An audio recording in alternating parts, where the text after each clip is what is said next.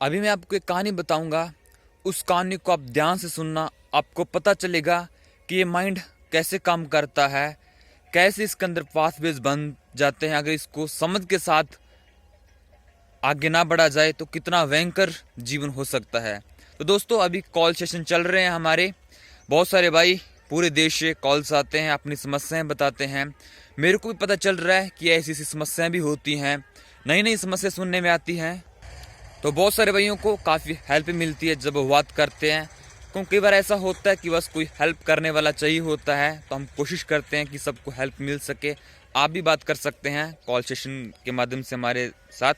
तो ये कहानी बताता हूँ आपको क्या हुई है, इसको ध्यान से सुनना आप कि कैसे एक इंसान का जीवन बर्बाद हो गया, उसके साथ कुछ ऐसा हुआ है ना। तो कहानी बताता हूँ, नाम और वो नहीं बताऊँगा मैं उसका। तो उस मित्र का मेरे पास कॉल आया। उसने कहा कि मैं जब छोटा था, 4-5 साल का, तो मेरी परिवार में कुछ बुआ के लड़के, चाचे ताई के लड़कों ने मेरे साथ गलत काम किया। एनल सेक्स जिसको बोलते हैं, गलत तरीके से समलैंगिक होना। तो उसने कहा कि मेरे साथ ऐसा हुआ। धीरे धीरे वो लगातार ऐसा दुष्कर्म मेरे साथ करते गए। मैं धीरे धीरे ऐसे ही बड़ा हुआ। फिर चाचे ताई के लड़के सब मेरे साथ ऐसा उल्टा काम किया, गलत काम किया, दुराचार किया, दुष्व्यवहार किया। तो फिर मैं बड़ा हो गया, नौजवान हुआ। अब जहाँ तक आते आते मेरे माइंड में वो ऐसा बता रहा था कि उसकी माइंड में ऐसे पाथवेज बन गए हैं ना, पाथवेज जाने की। अब उसको ऐसे गलत चीज़ों में आनंद आने लग गया। अब वो लड़का है लेकिन अब उसको लड़कियां अच्छी नहीं लगती, यानी कि वो लड़कियों देख के उसको अट्रैक्शन नहीं होती है, लड़कों को देख के ही अब उसको सेक्सुअल फील आने लगी। सोचो कैसी ज़िंदगी होगी उसकी, है ना। अब आते आते उसकी एज 26 हो चुकी है, नौजवान लड़का है वो। लेकिन उसकी हालत ये हो गई है कि अब वो ना बिना ये गलत काम करवाए रहा नहीं जाता उससे, है ना। उसको ज़रूरत पड़ती है। उसने कहा कि मैंने ये ऐसी ऐसी ऐप डाउनलोड की। उसने सारी कहानी मेरे को ईमानदारी से बताई, है ना, कि ये मैंने ऐप डाउनलोड की हुई है, इस पे ऐसे ऐसे मेरे को जब ज़रूरत होती है मैं लड़कों को ढूंढ लेता हूँ अपना वो गलत काम करवाने के लिए, है ना।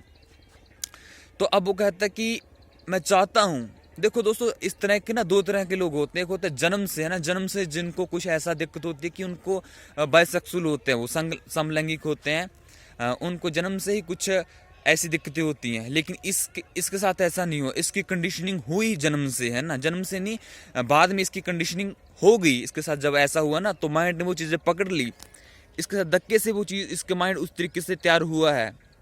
तो अब ये बड़ा दिक्कत में है ये भाई, बड़ा प्रॉब्लम में है। क्योंकि अब घर वालों को जिस पता नहीं, इसको डर भी रहता है कि घर वालों को ऐसा कुछ पता चल गया तो क्या सोचेंगे वो, है ना। और अब इसके घर वाले कह रहे हैं कि बेटे शादी कर लो, है ना। सोचो वो क्या करे, है ना।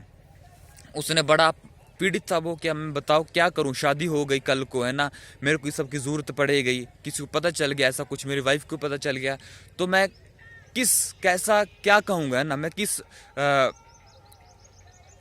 कि जीने का मेरे को कितना पीड़ा उठानी पड़ेगी मेरे को इन सब चीज़ों को लेकर, है ना।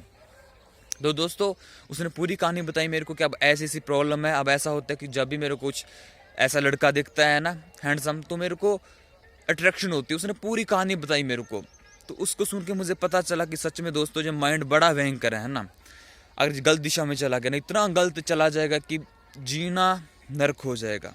इसलिए दोस्तों, ये कहानी बताने का यही उद्देश्य था कि मन को समझो आप। अगर आपका भी मन गलत दिशा में जा रहा है ना, उसको समझ के साथ पकड़ो दोस्तों, नहीं तो ना ऐसे ऐसे भयंकर पाथवे बन जाते हैं माइंड में, फिर उसको कंट्रोल करना बड़ा मुश्किल हो जाता है ना। इस कहानी से आपको बहुत कुछ समझ आया होगा कि सच में माइंड कितना भयंकर है। अगर इसको एक चीज़ बार बार रिपीट करी जाए ना, चाहे गलत हो चाहे सही हो, वो उस चीज़ को इतना कंडीशनिंग कर लेता है।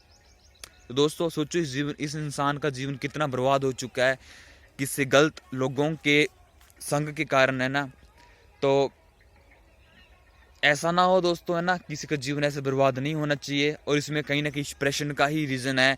जिस इंसान ने इसके साथ ऐसा गलत किया वो भी अंदर से दमित होगा, उसकी काम ऊर्जा बड़ी दमित होगी कि उसने एक बच्चे को ही पकड़ लिया, है ना। इसलिए दोस्तों, अध्यात्म की खोज में निकलो, है ना। एक इंसान अपने अंदर ध्यान का दीपक जलाता है ना, तो दोस्तों आसपास रोशनी होती है।